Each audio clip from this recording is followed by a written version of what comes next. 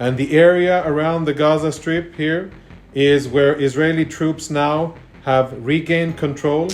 Hezbollah has already fired anti-tank missiles and rockets at our positions and soldiers. Aggression from across our borders into Israel, from Gaza, from Lebanon, and now also from Syria. Attacks, rockets were fired from Syria into Israel.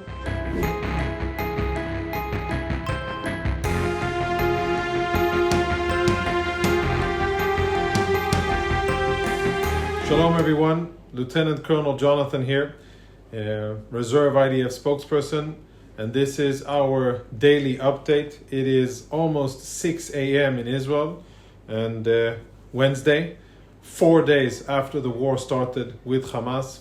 The death toll is a staggering 1,200 dead Israelis. I'll repeat that number because it is unimaginable. 1,200 dead Israelis, the overwhelming majority of them civilians, and more than 2,700 wounded. And sadly, something tells me that these numbers are not the final numbers.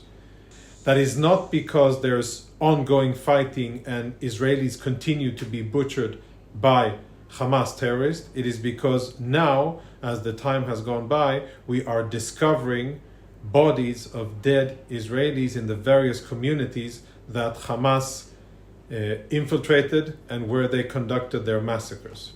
This is the community of Kfar Aza, a little kibbutz.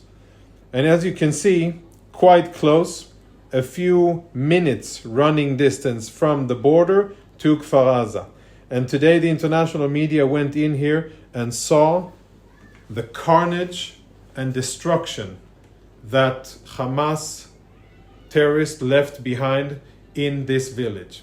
Bodies out on the streets, burnt houses, cars riddled with bullet holes and looted, all of the houses looted, and the bodies of Israeli civilians, men, women, children, the elderly, on the streets scattered after they were dragged out of their shelters and executed at point blank, or after they were trying to flee their houses, which Hamas set on fire in order to get them to go out.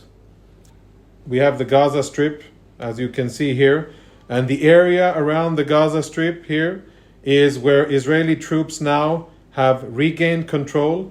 We have rebuilt the barrier along the border here, and we have plugged and mended the different openings that Hamas was able to create when they breached, so that now the defense obstacle is closed. We are guarding it closely and making sure that Hamas terrorists are not infiltrating again.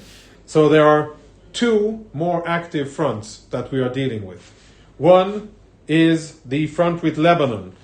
Hezbollah has already fired anti-tank missiles and rockets at our positions and soldiers, fortunately without any significant casualties, and there has already been an attempt of Islamic Jihad terrorists to infiltrate into Israel. That attempt was successfully thwarted by the IDF, sadly at the cost of the life of a senior officer and 2 additional soldiers. Now the third area of operations, or the third front that has opened and we find ourselves active in, again, by means of aggression from the other side. It is aggression from across our borders into Israel, from Gaza, from Lebanon, and now also from Syria. Attacks, rockets were fired from Syria into Israel. We do not yet know if these rockets were fired by the Syrian armed forces, by any of the many Iranian militias that exist and are welcomed by the Syrian regime, or Hezbollah, or any other faction. What we do know is that we retaliated fire towards the sources of fire, and currently the situation there is quiet. In the Eastern Mediterranean, an American fighter carrier is making its way, a whole battle group, a US battle group is making its way in the Eastern Mediterranean towards the Israeli and Lebanese coast. And the message coming out of that US Central Command battle group to Iran and to Hezbollah, to the Syrian regime, is that this battle group is here to make sure that the war against Hamas doesn't escalate to a regional war between Israel and many other entities. And let's hope that that message of deterrence is heard loud and clear in Tehran, in Beirut, and in Damascus.